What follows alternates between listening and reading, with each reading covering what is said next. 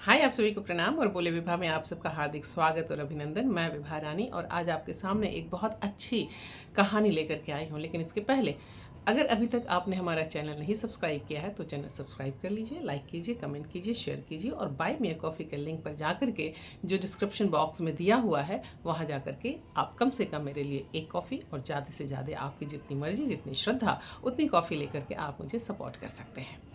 तो कहानी कौन सी है, किसकी है, ये मैं आपको बहुत संक्षेप में बताती हूँ एक लाइन में, और कहानी पढ़ती हूँ, उसके बाद कहानीकार के बारे में बात करती हूँ। तो कहानी मैंने ली है कहानी संग्रह कुछ रंग कुछ कहानियाँ से, और इसकी लेखिका हैं सुदर्शना द्विवेदी। सुदर्शना द्विवेदी ये रही। ये क्या है और इनके बारे में हम आपको बाद में बताएंगे। इनके इस संग्रह से एक कहानी मैं आपको सुनाती हूँ और आज मैं पूरी कहानी सुनाऊंगी, कहानी का अंश नहीं, बाकी सूचना बाद में। तो चलिए कहानी सुनते हैं। कहानी का शीर्षक है गिद्धों के बीच। पूरा सुनिएगा। सुभागी की आंखों में आंसू नहीं आ रहे। बहुत देर से उसकी आंखें सूखी हैं। आसपास जमा भीड़ की फुसफुसाहट और कानाफूसी के बीच कुछ तेज स्वर कई बार उस तक पहुंच जाते हैं। हाय, अभी बेचारी ने देखा ही क्या है, बच्ची भी तो छोटी है। इंश्योरेंस था या नहीं अखिलेश का? यह स्वर वकीलन चाची का है। मरना हो या जीना, वकीलन चाची को इंश्योरेंस हमेशा याद रहता है। सुभागी को हंसी आने को हुई और तभी उसे हजारवीं बार फिर याद आया कि उसकी ये आवाज़ें, ये उछलते हुए सहानुभूति से अधिक दया के टुकड़े उसकी तरफ फेंके जा रहे हैं। उसी की तरफ, यानी कि सुभागी की तरफ, यानी कि मिसेस अखिलेश, या अब पिछले 8 दिन से अखिलेश की विधवा पत्नी। उस दिन सुबह की ही तो बात थी।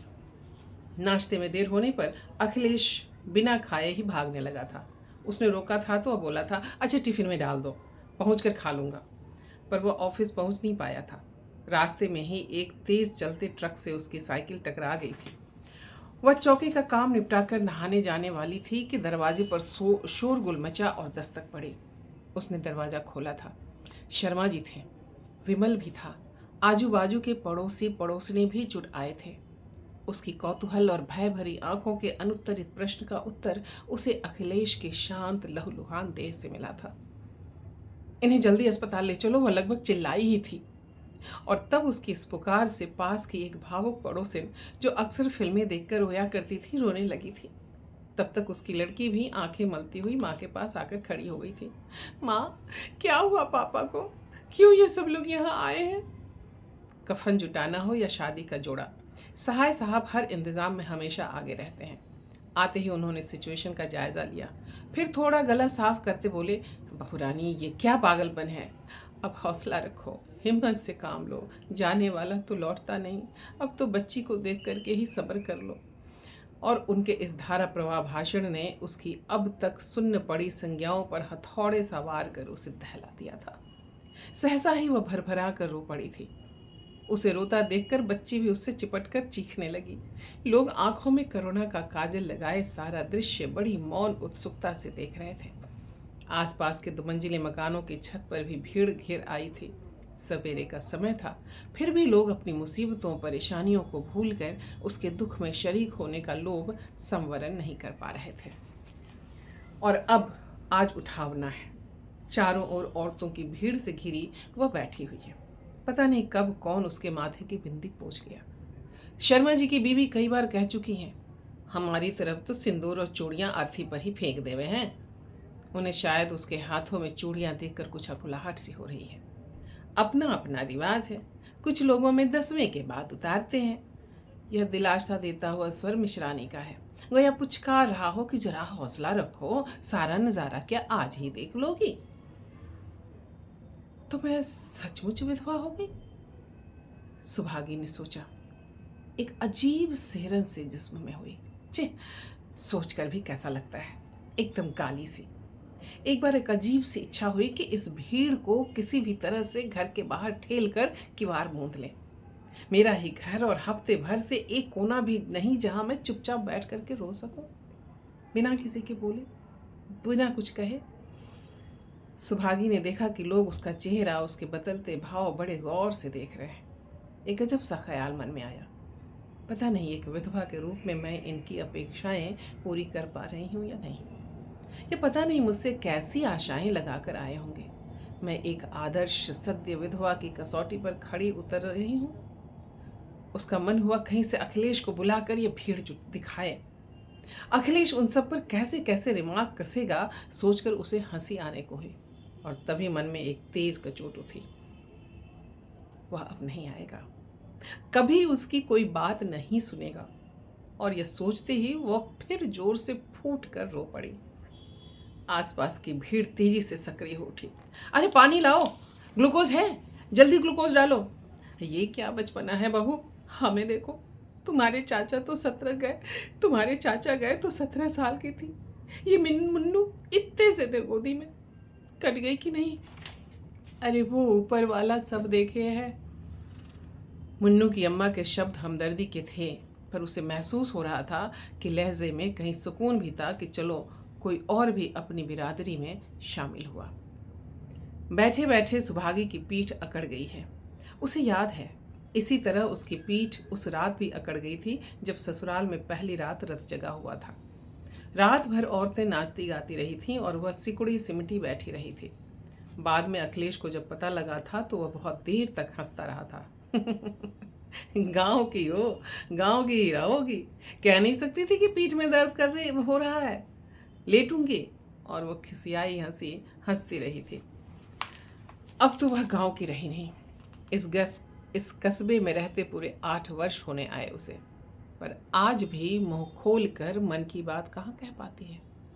जो बिना मुंह खोले जान लेता था वह तो अब कभी मन की बात जानने आएगा नहीं। भाभी जी, अखिलेश के ऑफिस के लोग आए हैं। ये सूचना शर्मा जी लाए थे। हाँफ रहे थे, लगता था दौड़ कर आए हैं। उसने आंख उठाकर देखा, दालान में 20-25 लोग प्रवेश कर रहे थे। आगे आगे एक गंजे सिर वाला मोटा सा व्यक्ति था। चेहरे पर जबरन अफसोस लाने की कोशिश में चेहरा और भी कस गया था। यह आदमी कभी हंसता भी होगा, सुभागी ने सोचा। यही होगा पंत, कितनी गालियां देता था अखिलेश इसे। कहता था साला खुद केबिन में बैठा ऊँघता रहेगा, पर हमें भूल से कभी कलम रोके देख लिया तो फौरन एक्सप्लेनेशन कॉल कर लेगा। पता नहीं किस किस तिकड़म से कुर्सी पर चिपक गया है, और जब तक मरेगा नहीं चिपका रहेगा। वह तो चिपका रहा, लेकिन तुम ही उसके लाल निशान की सीमा से दूर चले गए। सुभागी के दिल ने आह भरी। तब तक दफ्तरी जत्था पास आ गया था। आगे आगे पंथ था, पीछे उसकी अफसोस वाली मुद्रा की नकल करने की कोशिश में जुटे बड़े बाबू, जिन्हें इस नकली अफसोस की कतई कोई ज़रूरत नहीं थी, क्योंकि वह हमेशा वैसे ही गमगीन नजर आते थे। उनके पीछे बाकी बाबुओं का जत्था था। सर झुकाए, हाथ पीछे बांधे वे लोग मातम पुरसी करने वालों से अधिक अफसर की पूंछ का गुच्छा दिख रहे थे। पंत उसके सामने आया। किसी ने कहा, यही है मिसेज अखिलेश। सुभागी ने आंखें ऊपर की। पंत ने नकली विनय से हाथ जोड़े तो उसके भी हाथ खुद ही जुड़ गए। मुझे बड़ा अफसोस है मिसेज अखिलेश, लेकिन किया क्या जा सकता है। मेरे लायक जो काम हो कहें आप। वह चुप ही रही। आपके या अखिलेश के घर से अब तक कोई नहीं आया? वह जवाब देती इससे पहले ही शर्मा जी पता नहीं कहाँ से लपक कर आगे आए। जी सर, दरअसल अखिलेश तो इकलौता लड़का था। फादर तो बचपन में ही एक्सपायर हो गए थे, मदर भी लास्ट ईयर। भाभी जी के भाई हैं, वो आ गए थे, अभी इमरजेंसी में वापस घर गए हैं। वहाँ इंतज़ाम करके लौटेंगे, तब कुछ दिन रहेंगे। फ़ोन आया था उनके यहाँ से। साहब के सामने एक सांस में इतना लंबा भाषण उन्होंने शायद ज़िंदगी में पहली बार दिया था, सो बोल कर कुछ शर्मा गए। पंत ने बिना आंख उठाए सुभागी से ही कहा, मिसेज अखिलेश, आपके भाई आ जाएं तो ऑफिस भेज दीजिए। हम देखते हैं क्या कुछ कर सकते हैं, और आप अब हिम्मत रखिए। कहकर वह बाहर की ओर मुड़े। दफ्तर से आया समूह भी पीछे पीछे हाथ मलता सा ओझल हो गया। शर्मा जी बाहर तक उनके पीछे दौड़ते गए, फिर तुरंत ही लौटे भी। चेहरे पर विजय गर्व की मुस्कान थी। पंत वैसे बड़ा अकड़ू है, लेकिन साहब मान गए। आज अखिलेश का उठावना सुनकर छुट्टी भी अपने आप डिक्लेयर कर दी। उस दिन शमशान भी गया और आज यहाँ भी आया। कार भी नहीं ली, ऐसे ही आया। सुभागी को लगा कि शर्मा जी किसी जगह अखिलेश को लेकर ईर्ष्यालु हो रहे हैं। शायद पंत जैसे बॉस की सहानुभूति पाने के लिए जान देना भी वे कम समझते हैं। अखिलेश के मरने से कहीं अधिक महत्वपूर्ण उन्हें उसके दफ्तर की छुट्टी लग रही है। बॉस का घर आना लग रहा है। भाभी बैठोगी कि चलोगी? मुन्नू की अम्मा ने खन्ना की बहू से पूछा। 4 बज रहे हैं चाची, अब तो चलूँगी। अभी तो कुछ दिन तक रोज ही आना है, फिर ये आने वाले होंगे, ये भी तो आएंगे। दिनेश तो कानपुर गया था ना, आ गया? हाँ, परसों ही। बड़े भाई साहब की लड़की का रिश्ता तय हो गया है, उसी का तिलक लेकर तो गए थे। अच्छा, कैसा है लड़का? इंस्पेक्टर है फूड कॉरपोरेशन में, ज़्यादा मांग चांच भी नहीं, देखने में बस ठीक ठीक है। पर हमारी नहीं है, हमारी नीरू भी कौन सी हूर की परी है। हाँ, चलो मिल गया लड़का, वरना आजकल तो सबको खूबसूरत लड़कियां ही चाहिए। और बात का तार आसपास बैठी महिलाओं के लड़कों को लेकर हुए कटु अनुभवों में खिंच गया। भाभी, चीनी कहाँ रखी है? इस डब्बे में तो ख़त्म है। सरला बहन जी उसके दूर के रिश्ते की चचेरी ननद है, एक्सीडेंट की सुनते ही आ गई थी, तब से यहीं है। वो वहाँ होगी डालडा के बड़े डिब्बे में, सुभागी ने बैठे बैठे ही बताया। चीनी के नाम से ज़्यादातर औरतों को शायद चाय की याद सताने लगी। धीरे धीरे भीड़ उठने लगी। अच्छा तो बहू, अच्छा भाभी, मैं आऊँगी बहन जी। इन वाक्यों के साथ धीरे धीरे सब दरवाजे की तरफ खिसक रही थीं। मकान मालकिन ने सरला से पूछा, अब तुम तो इनके भैया के आने तक इधर रुक जाती। मैं रुक तो जाती चाची जी, पर बेबी के एग्ज़ाम हैं, जब तक मैं ना बैठूं कुछ पढ़ती ही नहीं। उसके पापा के बस का तो कुछ है नहीं, 2 मिनट पढ़ाएंगे और 1.5 घंटे चिल्लाएंगे। 8 दिन में घर का भी सत्यानाश पड़ा हुआ है। पर आप तो इधर ही हो ना? हाँ हूँ तो, लेकिन शाम को तो थोड़ी देर घर जाऊँगी, खाना बनाकर आ जाऊँगी, तब तक इनके भैया भी तो आ जाएंगे। हाँ ठीक है, वैसे तो चाची जी अब सारी उम्र अकेले काटनी है, हिम्मत तो खुद ही करनी पड़ेगी। वो तो तुम ठीक कहती हो सरला। सरला रसोई की तरफ मुन्नी का दूध गर्म करने गई तो मकान मालकिन कान में आकर फुसफुसाने लगी। अपना गहना गुड़िया सब संभाल कर रख लेना, नंद नंदोई के चक्कर में ना आना। हाथ पल्ले कुछ होगा तो कोई बात पूछेगा, नहीं तो कोई किसी का नहीं होता। सुनकर सिपाही का सिर चकराने लगा। हे भगवान, क्या किस्मत है, सारी दुनिया की झक झक अभी ही सुननी है उसे, अभी अपने भाग्य का पूरा निपटारा करना है। मिसेस वर्मा जानना चाहती थी कि वह अब क्या करेगी, कहाँ रहेगी, क्या सोचा है। गोया वो पिछले 8 वर्षों से इसी दिन का प्लान बना रही थी कि जब विधवा होगी तब इस तरह रहेगी। जी में आया पूछे कि मिसेस वर्मा, अगर आप आज विधवा हो जाएं तो आपका क्या प्लान है?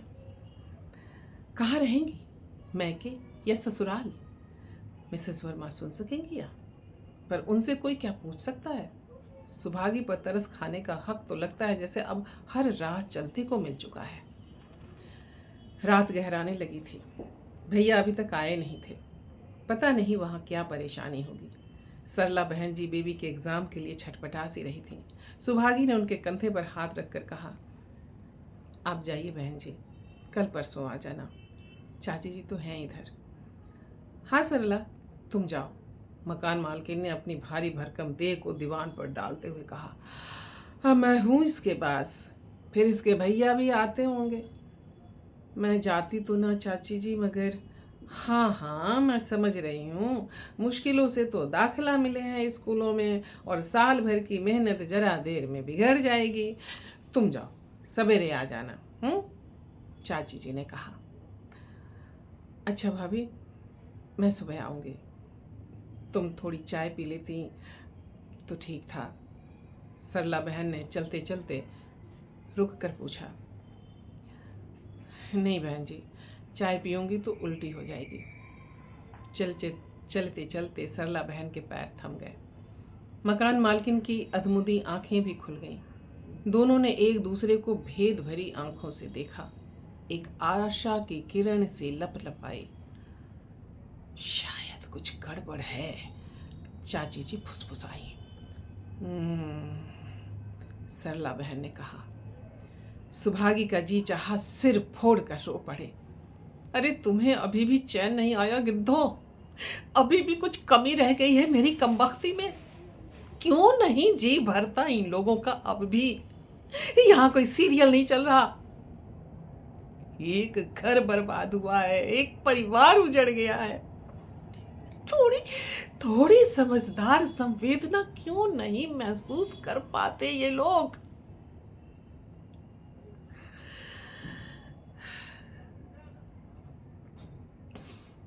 पर फिर अपनी सोई हुई बच्ची का मुरझाया चेहरा देखकर उसने अपनी डबडबाई आंखें पोंछ ली।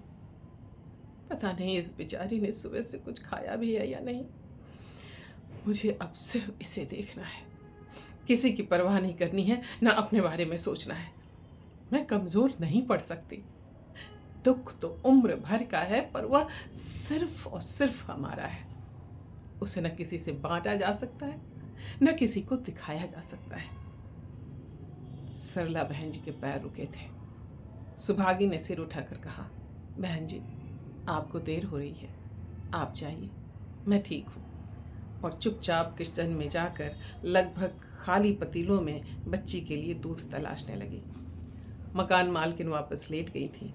सुनसान चुप्पी में सरला बहन जी के कुंडी खोलने की आवाज़ काफ़ी तेज लग रही थी। तो ये तो कहानी थी गिद्धों के बीच, जो हमने इस कहानी संग्रह कुछ रंग कुछ कहानियाँ से ली हैं और जिसकी लेखिका हैं सुदर्शना द्विवेदी। सुदर्शना द्विवेदी के बारे में जो यहाँ लिखा हुआ है मैं आपको पढ़ के सुना देती हूँ। सबसे पहले आगरा विश्वविद्यालय से 1967 में अंग्रेजी साहित्य में एमए। दूरदर्शन पर सुपरिचित नाम है। 5 दशकों से अध्यापन, लेखन और पत्रकारिता में सक्रिय। नवभारत टाइम्स में 2 स्तंभ, आधी दुनिया की खबरें और नज़र कई वर्षों तक प्रकाशित। इंडियन एक्सप्रेस ग्रुप और पीटीआई में काम के पश्चात धर्मयुग और नवभारत टाइम्स में सहायक संपादक, टीवी धारावाहिकों और फिल्मों में संवाद लेखन। इनकी आने वाली 2 किताबें हैं और 2 किताबें ऐसी वैसी नहीं हैं, 2 उपन्यास हैं। अब आती हूँ मैं सुदर्शना दी के बारे में बात करने के लिए।